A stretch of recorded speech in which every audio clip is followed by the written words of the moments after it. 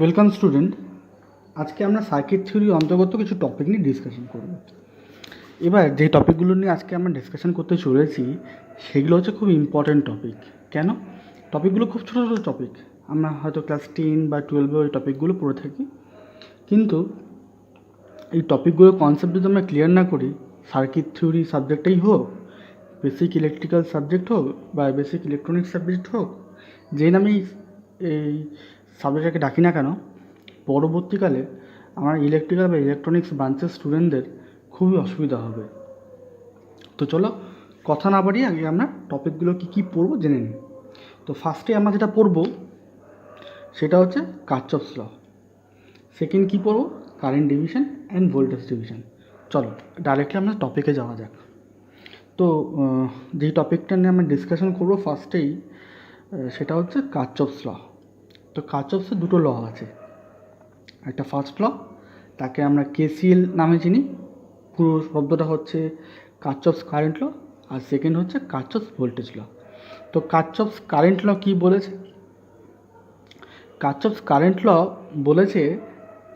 বলছে যে in any electrical network the algebraic sum of the current meeting at the point or junction is zero. মানে কি বলছে? এই জাংশন, এই যে সার্কিটটা দেখো আঁকা আছে, এটা একটা সার্কিটের পার্ট। এখানে দেখো আমরা দেখতে পাচ্ছি এটাকে বলা হয় জাংশন। কেন? এখানে দেখো বিভিন্ন সার্কিট থেকে একটা সার্কিটের বিভিন্ন পার্ট বা বিভিন্ন জাংশন, বিভিন্ন ব্রাঞ্চগুলো এসে এখানে মিট করেছে। তো এইটাতে আমরা দেখতে পাচ্ছি কি, যে বিভিন্ন ডিরেকশন থেকে কারেন্টগুলো আসছে। যেমন দেখো I1, দেখো এই কারেন্টটা এই নোডে গিয়ে, এই জাংশনে গিয়ে ঢুকছে, I4টা ঢুকছে, আবার I2টা বেরিয়ে যাচ্ছে, I3টা বেরিয়ে যাচ্ছে। তো according to Kirchhoff's current law কী বলা হচ্ছে এই জাংশনে বা এই পয়েন্টে হচ্ছে আমার টোটাল কারেন্ট বা summation of total current zero. কী করে? দেখো আমরা ইনকামিং কারেন্টগুলো, যে কারেন্টগুলো এখানে ঢুকছে, এই জাংশনে ঢুকছে, সেগুলোকে আমরা পজিটিভ ধরবো, ঠিক আছে? আর যেই কারেন্টগুলো বেরিয়ে যাচ্ছে সেগুলোকে আমরা নেগেটিভ ধরবো। যেমন দেখো I1 ঢুকছে, I1 পজিটিভ, I2 বেরিয়ে যাচ্ছে, নেগেটিভ, ঠিক আছে? I3ও দেখো বেরিয়ে যাচ্ছে, নেগেটিভ, প্লাস I4 দেখো ঢুকছে, জাংশনে ঢুকছে, তার জন্য I4টা পজিটিভ। এই টোটাল সবটা যদি সামেশন নিই ইকুয়ালস টু দেখো জিরো হয়েছে। আমি একটা এক্সাম্পল দিয়ে বোঝাচ্ছি।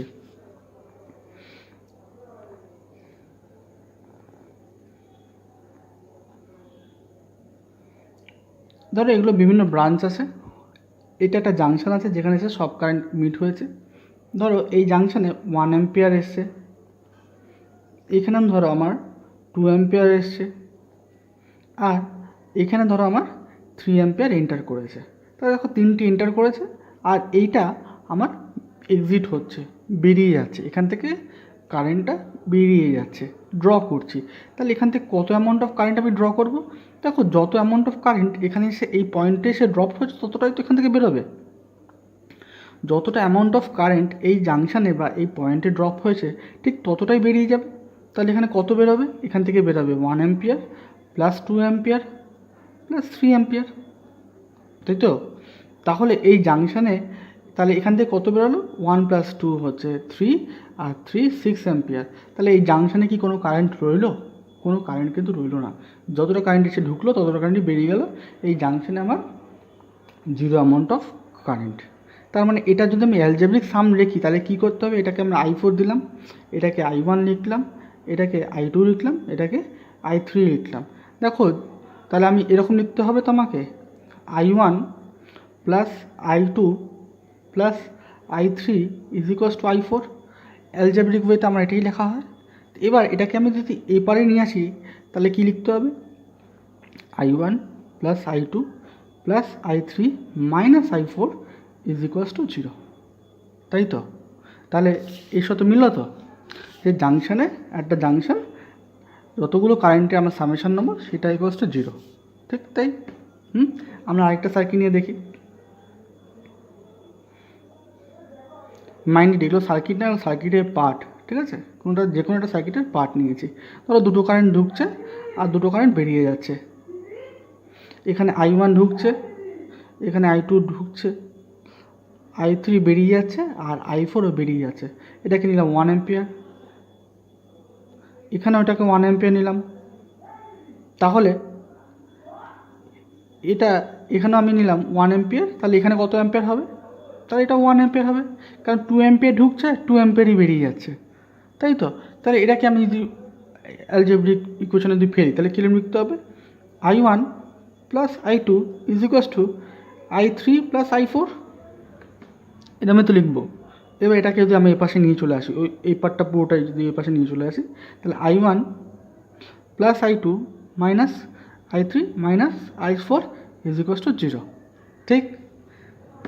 তাহলে আমাদের আশা করি তোমাদের কেসিএলের কনসেপ্টটা ক্লিয়ার হয়েছে, ঠিক আছে? তো আমরা এবার নেক্সট টপিকে যাচ্ছি। চলো, কেসিএলটা খুব ভালো করে বোঝার পরে এবার আমরা কেভিএলের দিকে ঢুকি, ঠিক আছে? কেভিএলটা কিন্তু কেসিএল থেকে একটুখানি কমপ্লেক্স, অ্যাটলিস্ট আমার মনে হয়। তাই জন্য এটা আরেকটুখানি তোমাদের আরেকটুখানি অ্যাটেনশান দিয়ে শুনতে হবে বা অ্যাটেনশান দিয়ে দেখতে হবে। এখানে অনেক কিছু, এর সাথে অনেক কিছু রিলেটেড আছে, সেটা একটুখানি ভালো করে লক্ষ্য করতে হবে। তো কেভিএল কী বলছে? কেভিএলের ফুল ফর্ম হচ্ছে কারচফস ভোল্টেজ ল, এটাকে সেকেন্ড ল হিসাবেও বলা হয়, ঠিক আছে?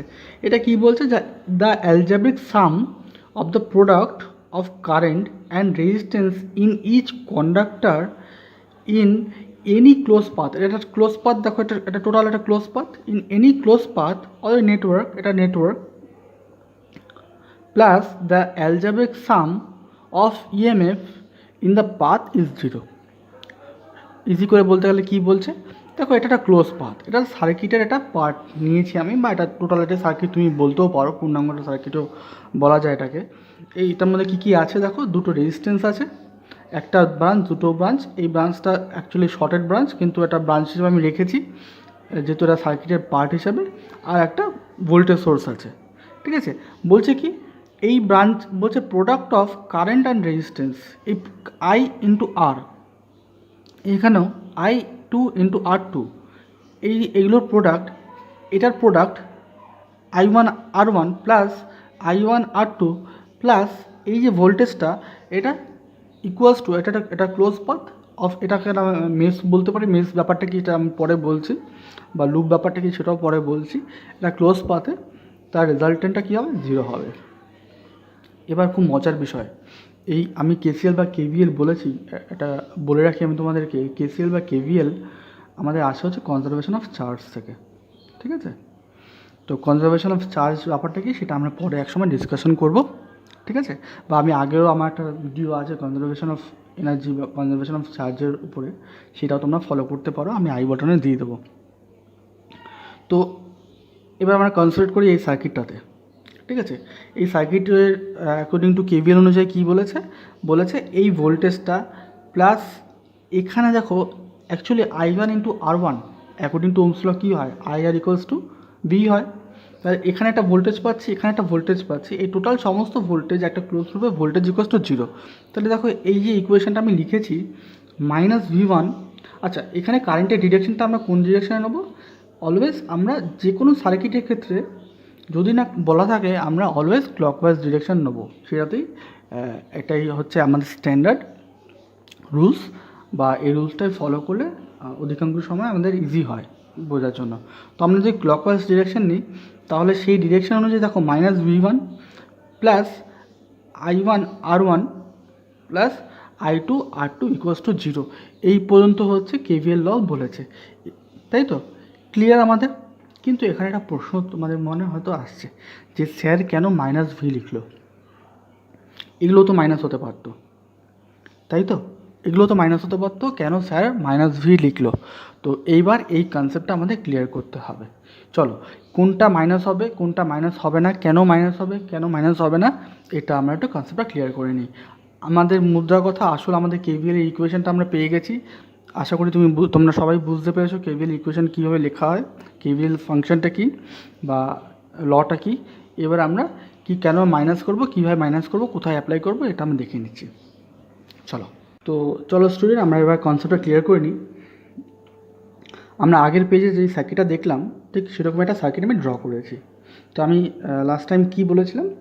বলেছিলাম যে অলওয়েজ কারেন্টের ডিরেকশানটা ক্লকওয়াইজ ডিরেকশনই নেবো, এটা আমাদের স্ট্যান্ডার্ড রুলস যেটা ফলো হয়।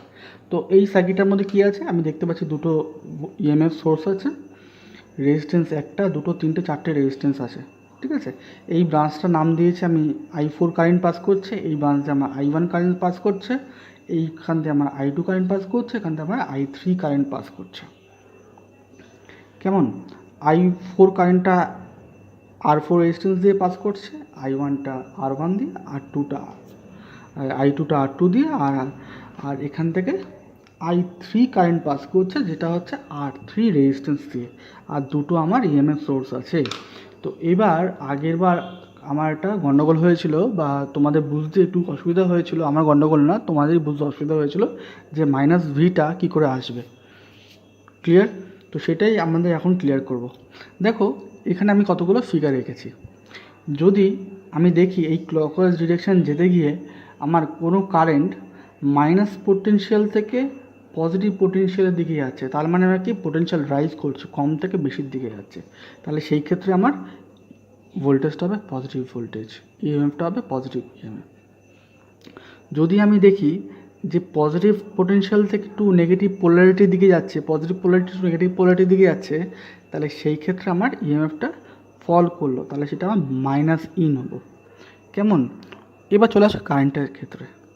যদি এটা এদিকটা পজিটিভ হয়, এটা নেগেটিভ হয়, আর কারেন্ট যদি আমার এদিকে ফ্লো করে positive direction two negative direction, তাহলে এই ক্ষেত্রে আমরা কী বলবো, কারেন্টটা ড্রপ করছে, তাই তো, বা ভোল্টেজটা ড্রপিংয়ের দিকে যাচ্ছে। তাহলে এই ক্ষেত্রে আমরা মাইনাস ভি নেব, minus V equals to minus I into R, মানে ভোল্টেজটা ড্রপ করেছে, কেন, পজিটিভ টু নেগেটিভের দিকে গেছে, হাই টু লোয়ের দিকে গেছে। দেখো তুমি যদি আজকে ক্লাস 4 থেকে ক্লাস 3তে নেমে যাও, তাহলে তোমার কি হলো, ডিমোশন হলো। আর যদি ক্লাস 4 টু ক্লাস 5-এ ওঠো, প্রমোশন হলো। তাহলে আমরা উঁচুতে উঠলে, নিচু থেকে যদি উঁচুতে উঠি, সেটাকে আমরা অলওয়েজ পজিটিভ হিসেবে দেখি, আর উঁচু থেকে নিচে নামলে অলওয়েজ নেগেটিভ হিসেবে দেখি, তাই তো। তেমন করে যদি আমার current negative direction to positive ডিরেকশনে কোনো সময় আসে, সেই ক্ষেত্রে আমরা ভোল্টেজটা কী বলবো, ভোল্টেজটা ইনক্রিজ করবো, রাইজ ইন পোটেনশিয়াল বলবো, বা রাইজ ইন ভোল্টেজ বলবো। তাহলে এবার এই কনসেপ্টটা দেখে, এই কন্ডিশনসগুলো দেখে আমরা এই সার্কিটে অ্যাপ্লাই করে কেভিএল ইকুয়েশনটা প্লট করব। চলো, তাহলে আমাদের কনসেপ্ট ক্লিয়ার হয়ে যাবে, আমাদের মোটামুটি ব্যাপারটা বোঝা হয়ে যাবে।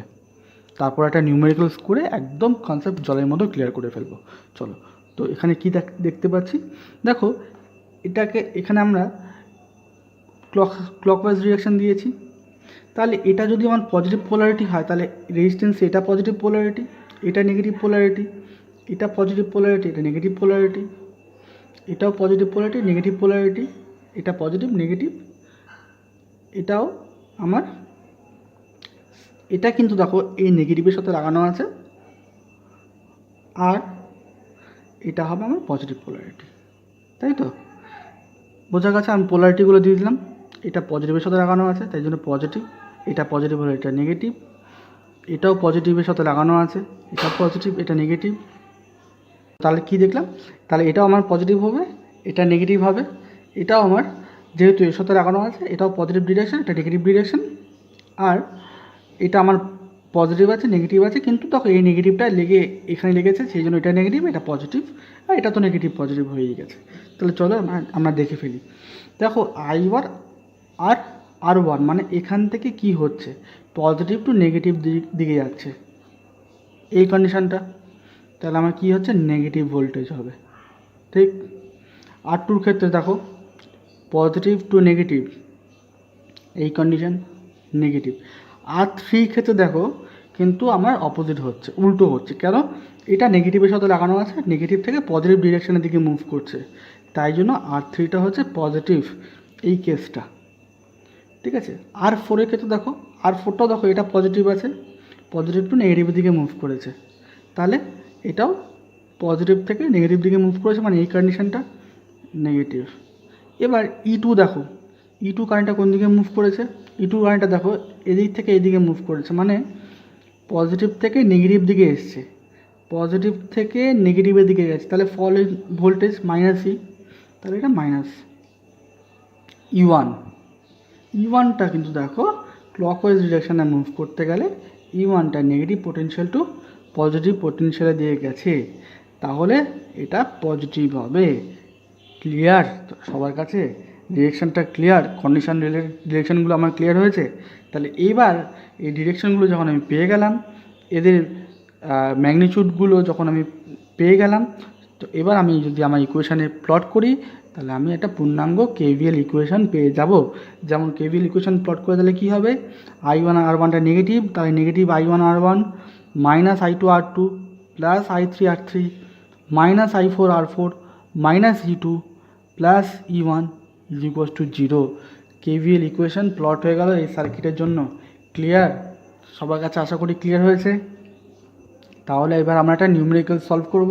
একটা নিউমেরিক্যাল সলভ করে আমাদের পুরো এই কেভিএলের ব্যাপারটা পুরো জলভাত করে নিচ্ছি। চলো, আচ্ছা তাহলে চলো আমরা একটা নিউমেরিক্যাল সলভ করি ইউজিং কেভিএল। নিউমেরিক্যাল সলভ করলে আমাদের কনসেপ্টটা একদম জলের মতো ক্লিয়ার হয়ে যাবে। তো এই যে নিউমেরিক্যালসটাতে কী বলেছে, একটা আননোন ভোল্টেজ V1, এটা একটা V1, এই ভোল্টেজটা সার্কিটের মধ্যে আমরা সলভ করতে হবে। কেমন? ক্লিয়ার সবার কাছে? তাহলে এবার এই V1টা কত কী হবে? তো দেখো, আমরা এখানে একটা লুপ পাচ্ছি। তাই আমার পরের কনসেপ্টটাই হবে লুপ, মেশ, নোড, ব্রাঞ্চ, এসব কনসেপ্টগুলো ক্লিয়ার করে দেবো। তো এখন জাস্ট তোমরা একটু দেখে নাও, ঠিক আছে? এখানে আমি এ থেকে স্টার্ট করেছি। দেখো, একটা সার্কিট অলওয়েজ একটা ক্লোজ পাথ হয়, তাই তো?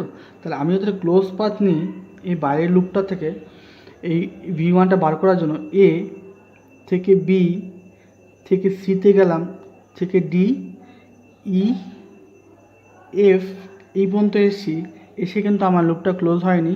আমি ক্লোজ করতে গেলে আমাকে আবার এতে যেতে হবে, ঠিক আছে?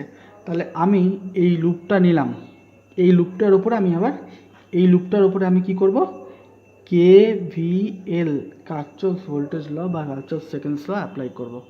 তাহলে অ্যাকর্ডিং টু আমাদের যে কনসেপ্টটা আমি এতক্ষণ ধরে দিলাম, সেই কনসেপ্টটা ইউজ করি। তো এখানে আমরা কি করব, সেই একই রকম এই লুপটাতে আমি একটা ক্লকওয়াইজ ডিরেকশানে কারেন্টের ডিরেকশানটা আঁকলাম, ঠিক আছে? অলওয়েজ ক্লকওয়াইজ ডিরেকশানে আঁকলাম, এখান থেকে এইভাবে ক্লকওয়াইজ ডিরেকশানে। তাহলে এই ক্লকওয়াইজ ডিরেকশানে আঁকতে গেলে দেখো, আমার এই যে ভোল্টেজটা 40 ভোল্ট যেটা আছে, সেটা মাইনাস থেকে পজিটিভের দিকে গেছে। তাহলে আগে কিছুক্ষণ আগে আমি কী বললাম, নেগেটিভ পোটেনশিয়াল টু পজিটিভ পোটেনশিয়ালের দিকে গেলে বা নেগেটিভ পোলারিটি টু পজিটিভ পোলারিটির দিকে গেলে আমার পোটেনশিয়াল রাইজ করে। তাহলে এটা 40 ভোল্টটা প্লাস 40 ভোল্ট হবে, তাহলে প্লাস 40 ভোল্ট। এবার যেহেতু এটা প্লাস আছে, সেই জন্য এই দিকটা পজিটিভ পোলারিটি হবে। তাহলে এটা পজিটিভ হলে এই দিকটা নেগেটিভ হবে। তাহলে পজিটিভ টু নেগেটিভ যাচ্ছে, এখানকার ভোল্টেজটা হবে মাইনাস ভোল্টেজ। কেন? পোটেনশিয়াল ড্রপ করছে, তাই তো? এখানে পোটেনশিয়াল ড্রপ করেছে এই রেজিস্ট্যান্সের অ্যাক্রসে, মাইনাস ভি। এবার এটা যেহেতু পজিটিভ আছে, সেই জন্য এটাও পজিটিভ হবে। এটা পজিটিভ হলে এটাও নেগেটিভ। তাহলে এখান থেকে I1 কারেন্ট পাস করছে, I1 কারেন্টটা পজিটিভ পোলারিটি টু নেগেটিভ পোলারিটিতে পাস করেছে, সেই জন্য আমার কী হচ্ছে, এখানেও ভোল্টেজটা ড্রপ হয়েছে। কত ড্রপ করবে? এই কারেন্টটা ইন্টু এই রেজিস্ট্যান্সটা, 16 অ্যাম্পিয়ার ইন্টু 3 ohms ড্রপ করেছে, I ইন্টু আর। এখানেও দেখো আমার হয়েছে কি, এখানেও কিন্তু এইটার এফেক্টেই পড়েছে। এটা পজিটিভ ঘুরে এসছে, এই লাইনটা, এটা পজিটিভ, তাহলে এটা নেগেটিভ। তাহলে দেখো, এখানেও কারেন্টটা পজিটিভ পোলারিটি টু নেগেটিভ পোলারিটির দিকে গেছে, তার মানে এখানেও আমার ভোল্টেজটা ড্রপ করেছে। তাহলে এটাও সাইন কী হবে, -4 ইন্টু 2 ইজ ইকুয়ালস টু 0। মানে এই টোটাল লুপে আমার ভোল্টেজ বা এই টোটাল সার্কিটে আমার ভোল্টেজ 0 অ্যাকর্ডিং টু KVL। তাহলে এবার এটাকে সলভ করি, আমরা ইজিলি পেয়ে যাব। তাহলে কি পাচ্ছি, +40 মাইনাস V1, এটা 48, এটা -8, এটা হচ্ছে 56 ইজ ইকুয়ালস টু 0। তাহলে V1 ইজ ইকুয়ালস টু কি, -16 ভোল্ট। তাহলে আমাদের অ্যান্সার আমরা পেয়ে গেলাম, V1 কত, -16 ভোল্ট। এইবার এই মাইনাসটা কেন এসছে? মাইনাসটা এই কারণেই এসছে, কারেন্টটা কিন্তু আমার এই দিকে ফ্লো করেনি, আমার যে ডিরেকশনটা নিয়েছি সেই ডিরেকশনে ফ্লো করেনি, কারেন্টটা অ্যাকচুয়ালি উল্টো ডিরেকশনে ফ্লো করেছে। তো আমরা যদি কনভেনশন দেখি একটা সার্কিটে, কারেন্ট ফ্লো করে পজিটিভ টু নেগেটিভ ডিরেকশনে, তাহলে কারেন্টের ডিরেকশনটা অ্যাকচুয়ালি এই ডিরেকশনটা, অ্যাকচুয়াল ডিরেকশন হচ্ছে এই ডিরেকশন। সার্কিট সলভ করার জন্য আমরা ক্লকওয়াইজ ডিরেকশন নিয়েছিলাম, তো সেই জন্য আমার অ্যান্সারটা ম্যাগনিটিউডটা নেগেটিভে বেরিয়েছে। তাহলে আশা করি তোমাদের কেভিএলের কনসেপ্টটা এরপরে ক্লিয়ার হয়ে যাবে। চলো তাহলে আমাদের নেক্সট টপিকে আসা যাক। তো নেক্সট টপিকটা কী ছিল? কেভিএল কেসিএল বোঝার পরে আমাদের যেটা টপিকটা ছিল সেটা হচ্ছে concept of node, loop, branch আর মেশটা আমরা ক্লিয়ার করব। কেমন? তো আজকে আমরা এই যে নোড, ব্রাঞ্চ, নোড কাকে বলে, ব্রাঞ্চ কাকে বলে, লুপ কাকে বলে, মেশ কাকে বলে একটা সার্কিটে, সেটা আমরা এই যে সার্কিটটা এখানে ড্র করা আছে এটা দিয়ে আমরা বুঝবো। কেমন? তো ফার্স্ট পয়েন্টটা কী বলছে? নোড। তো নোড কাকে বলে? বলছে a point in a circuit where two or more circuit element connected together, মানে এমন একটা পয়েন্ট যেখানে একের অধিক সার্কিট এলিমেন্ট এক জায়গায় এসে কানেক্টেড হয়েছে। তো সার্কিট এলিমেন্টগুলো কী কী? দেখো, এই একটা রেজিস্ট্যান্স আছে, এটাকে একটা এলিমেন্ট বলছে, এটা একটা রেজিস্ট্যান্স এলিমেন্ট, এটাও একটা এলিমেন্ট, এটাও একটা এলিমেন্ট, এটাও একটা এলিমেন্ট। ঠিক আছে? এই E1 আর E2 হচ্ছে অ্যাক্টিভ এলিমেন্ট বলা হয়। কেমন? মানে এরা তো পাওয়ার দেয়। আর এরা R1 R2 আর R3 এরা হচ্ছে রেজিস্ট্যান্স, এরা হচ্ছে পাওয়ারটা ডিসিপেট করে, এদেরকে প্যাসিভ এলিমেন্ট বলা হয়। আমার আগে একটা ভিডিওতে এই অ্যাক্টিভ অ্যান্ড প্যাসিভ এলিমেন্টস দিয়ে ডিসকাশন করা আছে, তোমরা রেফার করে নিও। তো এই যে সার্কিটটা কী কী দিয়ে গঠন হয়েছে? চারটে আমার এই পাঁচটা এলিমেন্ট দিয়ে গঠন হয়েছে। ঠিক আছে? তো এবার এখানে নোড কী কী খুঁজবো? তাহলে অ্যাকর্ডিং টু দ্য নোড কী বলেছে? একের অধিক সার্কিট এলিমেন্ট কানেক্টেড হতে হবে। দেখো, এটা একটা নোড, এখানে এই ইএমএফ সোর্স আর রেজিস্ট্যান্সটা কানেক্টেড হয়েছে, তাহলে এই নোডটার নাম দিলাম 1 নম্বর নোড। এখানেও দেখো তিনটে রেজিস্ট্যান্স কানেক্টেড হচ্ছে, তাই তো? এটাও তাহলে একটা নোড, এটাকে সেকেন্ড নোড বললাম। ঠিক আছে? আচ্ছা, এখানে দেখো একটা রেজিস্ট্যান্স, একটা ইএমএফ কানেক্টেড হয়েছে। ঠিক আছে? তাহলে এটাও একটা নোড, এটাকে আমি 3 নম্বর দিলাম। আর এই একটা পয়েন্ট, এই পয়েন্টে দেখো সবকটা এলিমেন্ট, এই তিনটে এলিমেন্ট এসে এখানে জয়েন হয়েছে। ঠিক আছে? তাহলে এটাও একটা নোড, 4 নম্বর পয়েন্ট। কেমন? ক্লিয়ার? ক্লিয়ার হয়েছে আশা করি। তোমরা নোড কাকে বলে বুঝতে পেরেছো। ঠিক আছে? এবার চলে আসে ব্রাঞ্চ। বলছে কি part of network lies between two node, যেই part of network lies between two node. ঠিক আছে? দুটো নোডের মাঝখানে সার্কিটের যে পার্টটা আছে। তো আগে আমরা এখানে লিখতে থাকি এক এক করে। তো নোড কতগুলো পেলাম? 4টে নোড পেলাম। ব্রাঞ্চ কতগুলো পাই দেখব। দেখো, এই দুটোর মাঝখানে এই একটা ব্রাঞ্চ পেলাম, 1 নম্বর ব্রাঞ্চ 1 ড্যাশ। এই একটা ব্রাঞ্চ পেলাম 2 ড্যাশ। এই একটা ব্রাঞ্চ পেলাম 3 ড্যাশ। আর এখান থেকে এই নোটটা থেকে এটা একটা ব্রাঞ্চ পেলাম 4 ড্যাশ। এই নোট থেকে এখানে একটা ব্রাঞ্চ পেলাম 5 ড্যাশ। আর এই দুটোর মাঝখানে একটা ব্রাঞ্চ পেলাম 6 ড্যাশ। ঠিক আছে? ড্যাশ দিয়ে আমি জাস্ট এমনি করে বুঝি যাতে তোমাদের নোড আর ব্রাঞ্চের মধ্যে গুলিয়ে না যায়, সেই জন্য ড্যাশ দিয়েছি। ঠিক আছে? এটা তোমরা ABCD দিয়েও বলতে পারতে, যে যেভাবে বোঝে সেইভাবে। ঠিক আছে? নট নেসেসারি যে এটা ড্যাশ দিয়ে বলতে হবে ব্রাঞ্চটাকে। তো আমার মেইন যে টপিকটা সেটা হচ্ছে কখানা ব্রাঞ্চ হলো? 6টা ব্রাঞ্চ হলো। তাহলে এখানে লিখলাম 6 ব্রাঞ্চেস। এবার আসো লুপ। বলছে কি it is a closed path where no circuit element or node encountered twice. তাহলে এই সার্কিটে কটা লুপ হচ্ছে সেটা আমরা দেখব। দেখো, এই সার্কিটে কটা লুপ হচ্ছে, এই সার্কিটটায় আমি আরেকটা যদি ভালো করে আঁকি তোমাদের, আরেকবার আঁকছি এই সেম সার্কিটটাই, তাহলে তোমাদের বুঝতে সুবিধে হবে।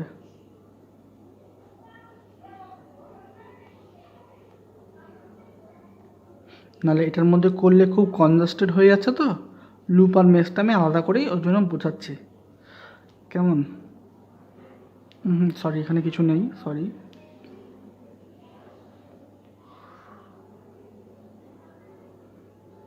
এই হচ্ছে আমার সার্কিটটা, তাই তো?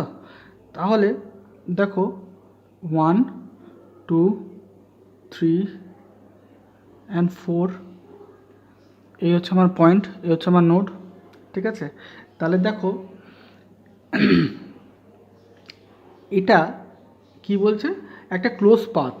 তাহলে দেখো, এটা একটা আমার ক্লোজ পাথ 1 2 1 2 4 অ্যান্ড 1 একটা ক্লোজ পাথ, তাহলে লুপ নাম্বার 1, ঠিক আছে। লুপ নাম্বার 1টা তাহলে কী হলো, 1 2 4 অ্যান্ড 1। লুপ নাম্বার 2 দেখো 2 3 অ্যান্ড 4, এটা হচ্ছে লুপ নাম্বার 2 L2, 2 3 4 অ্যান্ড 2, এটা একটা ক্লোজ পাথ হলো। আরও একটা দেখো ক্লোজ পাথ হচ্ছে এই বাইরের যদি আমি নিই 1 2 3 4 অ্যান্ড 1, তাহলে এটাও একটা লুপ হচ্ছে। এই টোটাল বাইরেরটাও একটা লুপ হচ্ছে, তাই তো।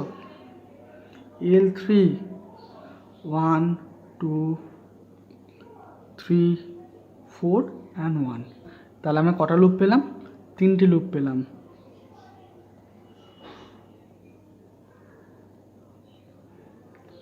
নোড 4টে, ব্রাঞ্চ 6টা, লুপ 3টে। এবার মেসেরটা কী বলছে, it is a loop that contain no other loop within it, তাই তো। কী বলেছে, মেস হচ্ছে একটা এক ধরনের লুপ যার মধ্যে কোনো লুপ থাকতে পারে না। তাহলে দেখো L1 এমন একটা লুপ যার মধ্যে কোনো লুপ নেই, L2 এমন একটা লুপ যার মধ্যে কোনো লুপ নেই, কিন্তু L3 এমন একটা লুপ যার মধ্যে দেখো L1ও পড়ে যাচ্ছে, L2ও পড়ে যাচ্ছে, তাহলে L3টা মেস না। তাহলে কোন দুটো লুপ হচ্ছে মেস, L1 আর L2। তাহলে মেস কতগুলো হচ্ছে, মেস হচ্ছে দুটো মেস হয়েছে। তাহলে নোড 4টে, ব্রাঞ্চ 6টা, লুপ 3টে আর মেস 2টো। ক্লিয়ার হয়েছে কনসেপ্ট, ঠিক আছে। যদি তোমাদের কনসেপ্ট ক্লিয়ার হয়, তোমরা এখানে দুটো এই সার্কিট দেওয়া আছে, এই দুটো সার্কিটে তোমরা হোমওয়ার্ক করে নেবে, এই দুটো তোমাদের হোমওয়ার্ক, ঠিক আছে।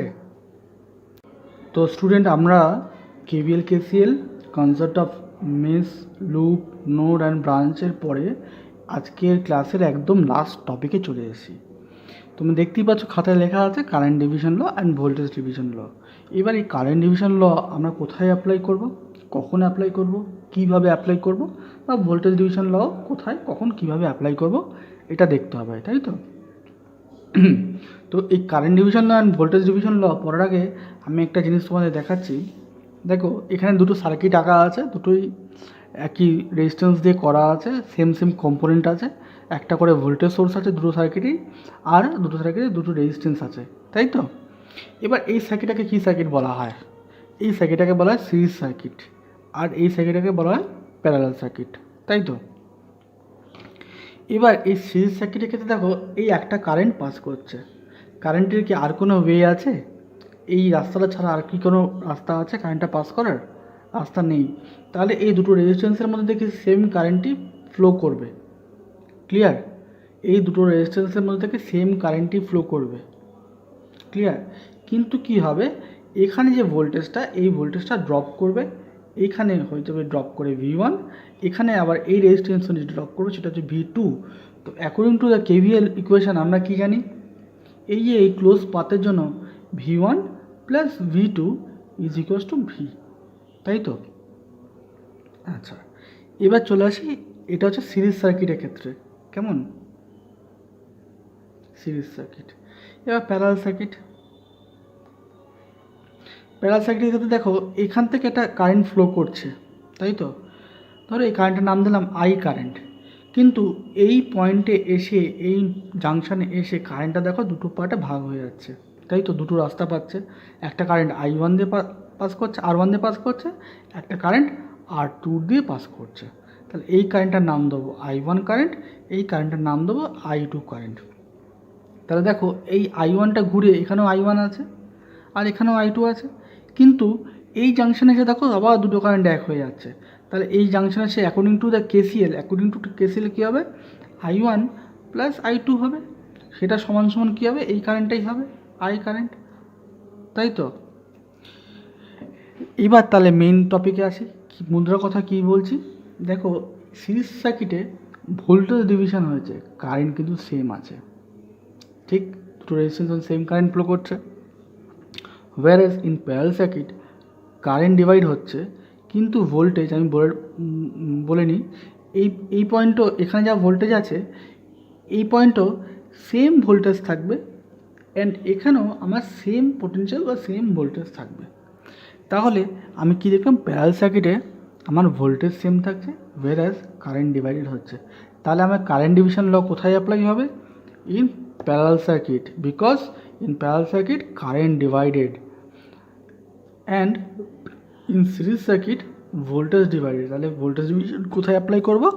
ভোল্টেজ ডিভিশন আমরা অ্যাপ্লাই করব সিরিজ সার্কিটের ক্ষেত্রে, আর কারেন্ট ডিভিশন কোথায় অ্যাপ্লাই করব? প্যারালাল সার্কিটের ক্ষেত্রে। তাহলে চলো এবার আমাদের current division and voltage division formula and কী করে সেটা ফর্মুলেট করা হয় সেটা দেখব। হ্যাঁ, তাহলে আমাদের কারেন্ট ডিভিশন দিয়ে স্টার্ট করা যাক, ঠিক আছে? তো কারেন্ট ডিভিশন কোন সার্কিটের ক্ষেত্রে হয়? এই জাস্ট বললাম কারেন্ট ডিভিশন হয় হচ্ছে আমার প্যারালাল সার্কিটের ক্ষেত্রে। তাহলে এখান থেকে আমি নোটেশনগুলো দিয়ে দিই। এটা হচ্ছে আমার আই, এখান থেকে কারেন্ট ব্রাঞ্চ হয়েছে, ধরে নিলাম এটা R1 রেজিস্ট্যান্স, এটা ধরলাম R2 রেজিস্ট্যান্স। তাহলে এখান থেকে আমি নাম দিলাম এই কারেন্টটা I1, এই কারেন্টটার নাম দিলাম I2। তো আমি কি বলেছিলাম, এখানকার যে পোটেনশিয়াল থাকবে এই পয়েন্টে সেম পোটেনশিয়াল হবে, এই পয়েন্টেও সেম পোটেনশিয়াল হবে। এটাই হচ্ছে ল অফ প্যারালাল সার্কিট, তাই তো? তাহলে I1 এর ভ্যালু কী হবে? I1 এর ভ্যালু হবে হচ্ছে, দেখো আমরা ওহমস ল থেকে কি জানি? ওহমস ল থেকে আমরা জানি V is equals to IR, তাই তো? এটা আমরা ওহমস ল থেকে জানি। তাহলে I ইজ ইকুয়ালস টু কি? V/R। তাহলে I1 এর ভ্যালু কী হবে? এই ভোল্টেজটা যেহেতু এখানে অ্যাপ্লাইড আছে সেই জন্য হচ্ছে V, এটা যে রেজিস্ট্যান্স দিয়ে পাস করছে সেটা হচ্ছে R1, আর I2 ভ্যালু কী হবে? V/R2। ক্লিয়ার? এটা যদি এই রেজিস্ট্যান্সের মধ্যে দিকে আছে তাহলে I1 এর ভ্যালু হবে V, যেহেতু এই ভোল্টেজটা এখানে অ্যাপ্লাইড আছে সেজন্য V/R1, I2 ভ্যালু হবে V/R2। তাহলে এবার এই V ইকুয়ালস টু কি? এই V ইকুয়ালস টু V/R। এবার এই আরটা মানে কি? এই আরটা কোন আর? এই আরটা হচ্ছে এই সার্কিটের টোটাল রেজিস্ট্যান্স। এই সার্কিটের এই যে ওহমস ল থেকে আমরা যেটা পেলাম V is equals to IR, বা I is equals two V/R। এই আরটা কোন আর? এই সার্কিটের টোটাল রেজিস্ট্যান্স, তাই তো? আর টোটাল। তাহলে এই আর টোটালের ভ্যালু কি? এটা প্যারালাল সার্কিট আছে, প্যারালাল সার্কিটের রেজিস্ট্যান্সের ভ্যালু কত হয়? আর টোটালের ভ্যালু কী হয়? কীভাবে বার করি আমরা? 1/R1 প্লাস 1/R2 তার ইনভার্স। সেটা করলে কি পাবো? পাবো হচ্ছে R1R2/R1 প্লাস R2, তাই তো? এটাই পাবো তো আমরা, তাই তো? তাহলে আর টোটালের ভ্যালু আমি পেয়ে গেছি। তাহলে এবার এই ভি এর জায়গায় আমরা যদি এই ভ্যালুটা পুট করি, এটা তো ভি এর ভ্যালু, তাহলে এই ভি এর জায়গায় আমি যদি এই ভ্যালুটা যদি পুট করি, ইকুয়েশন 1 এই ভ্যালুটা যদি পুট করি তাহলে কী পাবো? তাহলে I1 ইজ ইকুয়ালস টু কী পাচ্ছি? I1 পাচ্ছি আমি ভি মানে হচ্ছে I into R total by R1, তাই তো? V is equals to IR বা I total into by R1। তাহলে এই আর টোটালের ভ্যালু কী আছে? R1R2/R1 প্লাস R2, সেই ভ্যালুটা বসাই। I ইন্টু আর টোটালের value R total into 1/R1, এটাকে আমি ভেঙে ভেঙে লিখলাম। তাহলে আর টোটালের ভ্যালুটা আমি পুট করবো। আর টোটালের ভ্যালুটা হচ্ছে এই ভ্যালুটা R1R2/R1 plus R2, I into R1R2/R1 plus R2 into 1/R1। তাহলে এই 1/R1 আর এই R1 ক্যান্সেল হয়ে যাচ্ছে। তাহলে আমার পুরো থাকছে কি? তাহলে পুরো থাকছে হচ্ছে I into R2/R1 plus R2।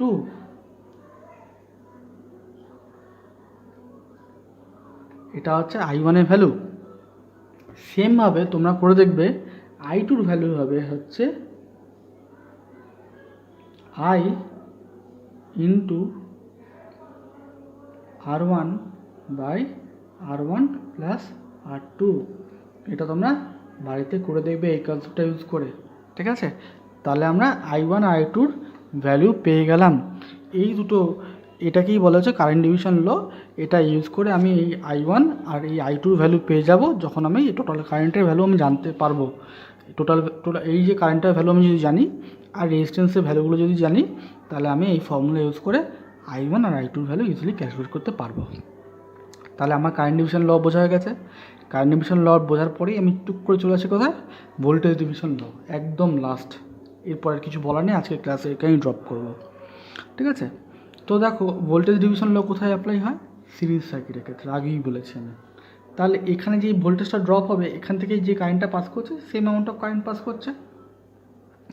এবার এই যে কারেন্টটা পাস করছে, এই কারেন্টটাই তোমার এই রেজিস্ট্যান্সের মধ্যে থেকে যাচ্ছে, এই রেজিস্ট্যান্সের মধ্যে থেকে যাচ্ছে, গেলে কী হবে, এই I ইন্টু R1 কী হবে, V1 হবে।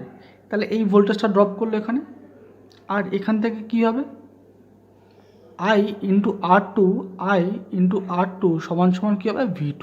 তাহলে এই ভোল্টেজটা এইটুকুর অ্যাক্রসে ড্রপ করলো। তাহলে এখানে আমার V1 ভোল্টেজ ড্রপ করলো এর অ্যাক্রসে, আর এর অ্যাক্রসে আমার V2 ভোল্টেজ ড্রপ করলো, তাই তো? এবার টোটাল ভোল্টেজ কী হবে, V is equals two V1 plus V2। এটাই আমার KVL ইকুয়েশন থেকে পাই, তাই তো? KVL ইকুয়েশন থেকে এটা পাই, এটা আমি আগেই বললাম। তাহলে চলো এবার আমাদের একটু করে নেওয়া যাক। তাহলে V1 এর ভ্যালু কী হবে, V1 এর ভ্যালু হবে হচ্ছে I ইন্টু R1, আর V2-র ভ্যালু কী হবে, I ইন্টু R2। এবার দেখো, এবার এই সার্কিটের ক্ষেত্রে এই অ্যাকর্ডিং টু ওমস ল আমরা কী জানি, অ্যাকর্ডিং টু ওমস ল জানি V is equals to IR, ঠিক আছে? এবার এই সার্কিটের সেটা অ্যাপ্লাই হচ্ছে। এবার এই আরটা মানে কি, আর টোটাল, যেটা আমি এখানেই বলেছিলাম। এবার এটা দেখো, এটা সিরিজ সার্কিট আছে, তাহলে সিরিজ সার্কিটে আর টোটালটা কী হবে, সিরিজ সার্কিটে আর টোটাল হবে R1 প্লাস R2, তাই তো? ক্লিয়ার তো? তাহলে V is equals to I R total. তাহলে এখান থেকে আমি যদি I ইকুয়ালস টু বার করি, তাহলে কী পাবো, I ইকুয়ালস টু পাবো V বাই আর টোটাল, তাই তো? এবার এই ভ্যালুটা আমি, এই যে I এর ভ্যালুটা, এই ভ্যালুটা আমি এখানে পুট করি, তাহলে আমি কী পাবো দেখো, V1 is equals to V by R total into R1। Clear? এবার এই আর টোটালের ভ্যালু কি, R1 প্লাস R2, দুটো রেজিস্ট্যান্স আছে সিরিজে। তাহলে আমি আর টোটালের ভ্যালুটা বসিয়ে দিলাম এখানে। তাহলে কী পাবো, V1 is equals to V into R1 by R1 plus R2। এটা আমি V1 এর ভ্যালু পেয়ে গেলাম। আর V2-র ভ্যালুটা তোমরা করে দেখবে, V into R2 by R1 plus R2। তাহলে এখান থেকেও আমাদের voltage division and current division law একদম ক্লিয়ার হয়ে গেল জলের মতো। তাহলে আজকে আমরা অনেকগুলো কনসেপ্ট জানতে পারলাম। চলো আজকে এই পর্যন্তই আমাদের ক্লাস থাক। আশা করি তোমাদের খুব ভালো লেগেছে। Thank you.